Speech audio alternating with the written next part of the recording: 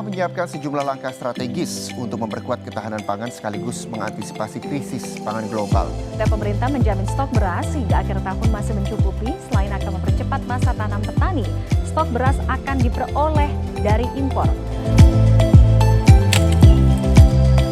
Halo, kalian tahu nggak sih ketersediaan pangan di Indonesia merupakan salah satu isu krusial yang masih menjadi tantangan bagi negeri ini loh. Dalam menghadapi isu-isu tersebut, pemerintah memiliki salah satu lembaga khusus yang dinaungi langsung oleh Presiden, yaitu Badan Pangan Nasional. Badan Pangan Nasional memiliki salah satu peran dan fungsi, yaitu menetapkan kebijakan dalam ketersediaan pangan Indonesia. Untuk itu, bersama kami, mahasiswa Supervisor Jaminan Mutu Pangan, Sekolah Vokasi IPB University akan mengupas tuntas terkait isu ketersediaan pangan di Indonesia. Secara rinci, ketersediaan beras di Indonesia diperkirakan masih surplus sebesar 5,87 juta ton hingga akhir tahun ini. Jumlah itu didapatkan dari total ketersediaan beras sebanyak 36,84 juta ton, dikurangi dengan kebutuhan sebesar 30,97 juta ton. Walaupun demikian, pemerintah masih berencana mengimpor beras sebanyak 433.317 ton pada tahun ini. Dengan demikian, stok akhir beras hingga akhir tahun ini diproyeksikan sebanyak 6,3 juta ton. Untuk jagung, Badan Pangan Nasional memperkirakan neracanya masih surplus sebesar 3,70 juta ton hingga akhir tahun 2023. Jumlah itu berasal dari ketersediaan jagung sebanyak 20,14 juta ton, sedangkan kebutuhannya hanya 16,44 juta ton. Untuk neraca minyak goreng juga bakal surplus sebanyak 896.154 ton. Neraca ketersediaan daging ayam ras juga tercatat sebesar 689.388 ton. Kemudian neraca telur ayam ras diperkirakan surplus sebesar 241.966 ton. Neraca bawang merah turut diproyeksikan menuai surplus sebesar 118.619 ton pada tahun depan. Surplus cabai rawit dan cabai besar juga secara berurutan diperkirakan sebanyak 26.966 ton dan 19.363 ton. Sementara neraca gula konsumsi diproyeksikan sebanyak 308.900 ton, meski masih akan impor 991.000 ton pada tahun ini. Di sisi lain, neraca ikan diperkirakan mengalami defisit sebesar 34.143 ton pada tahun depan. Alhasil, pemerintah berencana mengimpor ikan sebesar 266.453 ton. Stok daging lembu juga diperkirakan masih impor 254.429 ton. Dengan demikian, pemerintah bakal mengimpor daging lembu sebanyak 318.409 ton pada tahun ini. Defisit bawang putih juga diproyeksikan sebanyak 489.633 ton. Pemerintah lantas akan mengimpor komoditas itu sebanyak 588.689 ton. Sedangkan neraca ketersediaan kedelai diproyeksikan mencatat defisit sebesar 2,25 juta ton. Pemerintah pun akan membuka keran impor kedelai sebanyak 2,56 juta. Berdasarkan berita terkini, pemerintah Indonesia telah memiliki stok cadangan pangan yang memadai. Salah satu contohnya yaitu beras. Saat ini, pemerintah Indonesia telah memiliki cadangan beras hingga mencapai 800.000 ton, lebih tinggi dibandingkan sebelumnya. Jika dilihat dari data tersebut, pemerintah Indonesia telah memiliki cadangan pangan yang sudah memadai bagi masyarakat Indonesia. Namun, mengapa hingga kini pemerintah masih melakukan pengimporan beras? Padahal Indonesia merupakan negara agraris yang memiliki lahan pertanian luas dan juga telah memiliki cadangan pangan yang memadai. Ya, memang benar, hingga saat ini pemerintah Indonesia masih melakukan impor bahan pangan, terutama beras. Hal ini dilakukan pemerintah karena cadangan bahan pangan di Indonesia masih belum stabil.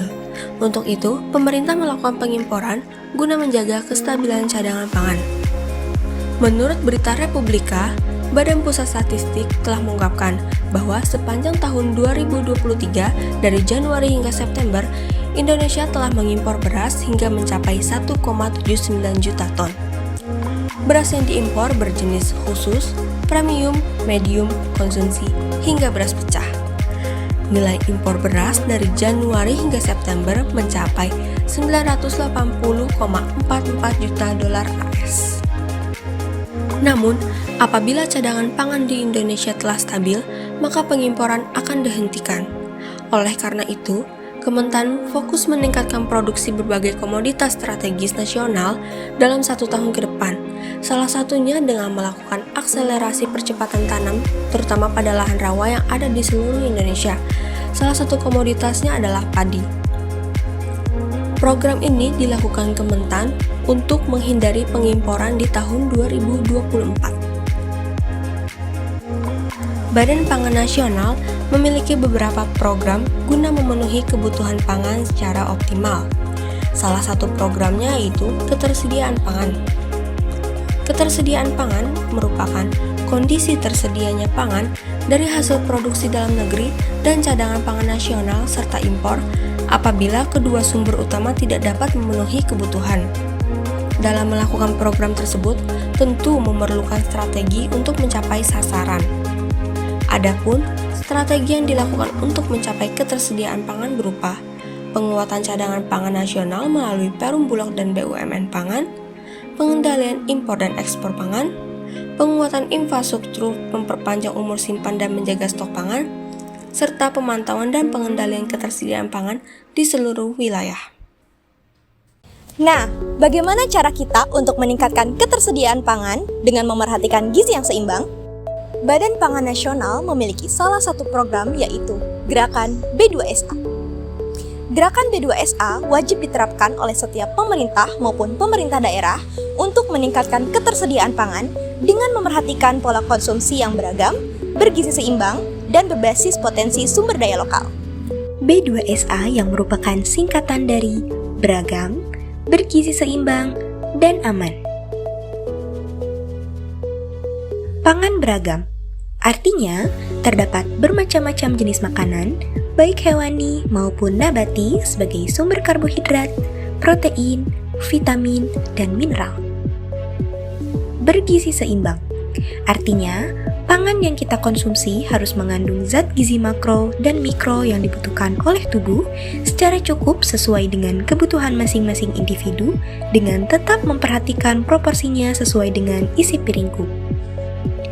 Isi piringku dalam porsi sekali makan harus memperhatikan kandungan gizi yang dibutuhkan dengan bersumber dari pangan nabati maupun hewani. Aman, artinya harus bebas dari cemaran fisik, kimia, dan mikrobiologi, sehingga proses pengolahan dan penyimpanan makanan harus dilakukan dengan baik. Sebelumnya, konsep pangan yang selama ini kita ketahui adalah 4 sehat 5 sempurna. Namun, konsep tersebut memiliki jangkauan yang terbatas dan tidak menggambarkan keberagaman. Lalu muncullah gerakan B2SA, beragam, bergizi seimbang, dan aman, dengan tujuan utama memanfaatkan potensi pangan lokal. Sebagai contoh, sumber karbohidrat yang selama ini identik di masyarakat adalah nasi. Padahal masih banyak sumber-sumber karbohidrat dari pangan lokal yang bisa menggantikan nasi seperti ubi, kentang, rebung, dan lainnya. Gerakan B2SA terus digencarkan oleh Badan Pangan Nasional berkolaborasi dengan stakeholder pangan, kementerian, lembaga, pelaku usaha BUMN, Bulog, ID Food, dan lainnya. Promosi B2SA ini dilakukan dengan berbagai metode melalui berbagai media, baik media cetak, media elektronik, media sosial, dan lainnya. Selain itu, juga dilakukan berbagai gerakan seperti kampanye dan pameran.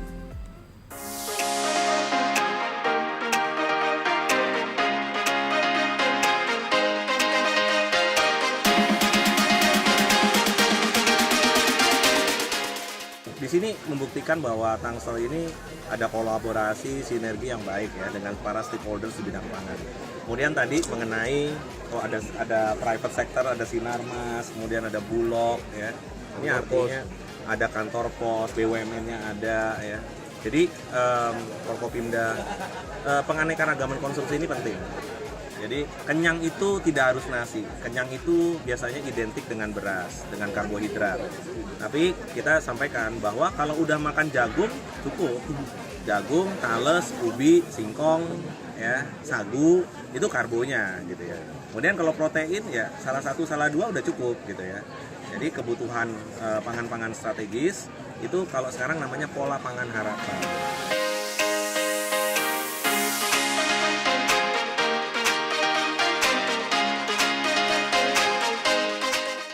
Jadi di dalam itu ada lomba seberapa besar kreatif ibu-ibu rumah tangga yang bisa mengolah bahan-bahan pangan menjadi berbagai macam diversifikasi makanan ini untuk memperkaya hasanah makanan di Tangerang Selatan untuk B2SA.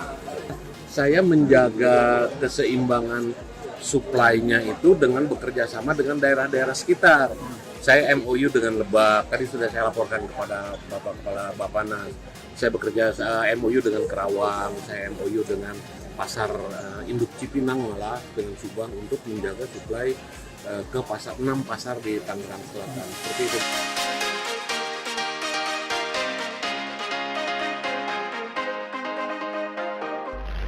Hai teman-teman, apa kabar semua? Salam kenal, namaku Giba, kandungan gizi baik. Aku adalah pahlawan super yang ada di rumah kalian semua. Dengan kekuatan superku, aku bisa membantu kalian tumbuh sehat dan kuat. Hai Giba, aku juga punya kekuatan super. Namaku Gibu, kandungan gizi buruk. Aku hanya mau makan makanan yang menurutku enak. Selain dari itu, aku malas.